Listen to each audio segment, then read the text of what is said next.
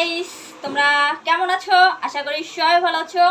অনেক আপুরা আমাকে ইনবক্সে মেসেজ করে থাকেন যে আপু, রিবন্ডিং করার পরে শ্যাম্পু করলে চুলটা হচ্ছে বেকাইয়া যায় বা ফুলা যায়, এরকম অনেক আপুরাই বলেন। তো আসলে এরকম হয় যে অনেক সময় আছে যে চুলটা করার পরে 3 দিন পর ওয়াশ করার পরে শ্যাম্পু করার পরে চুলটা একটু ফুলা যায় বা বেকা হয়ে যায়। ওইটা কোনো সমস্যা না, ওইটা আমরা ঠিক করে দেই 1 মাস পর বা 2 মাস পরে বা 15 দিন পরে, চুলের কন্ডিশন বুঝে আর কি আমরা ঠিক করে দেই।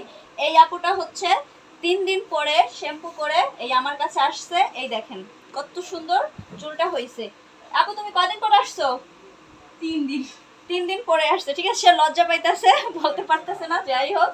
তো এই হচ্ছে 3 দিন পরে ফাইনাল রেজাল্ট। তো দেখেন, তো যে যে আপুদের চুল অনেকেই বলে থাকেন যে আমার চুলটা বেঁকা হয়ে গেছে বা সমস্যা হয়েছে, আশা করি যে ওইটা কোনো সমস্যা হইতেই পারে চুলে।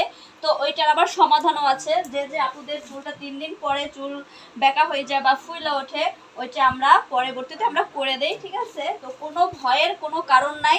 তো আপনারা যদি রিবন্ডিং করতে চান, সুমিস পার্লারে চলে আসবেন। সুমিস পার্লারে আসতে হলে গণদি সুপার মার্কেট বাস স্ট্যান্ড শেষ মাথায়, কোনো দোতলায় না, নিচতলায় সুমিস বিউটি পার্লার।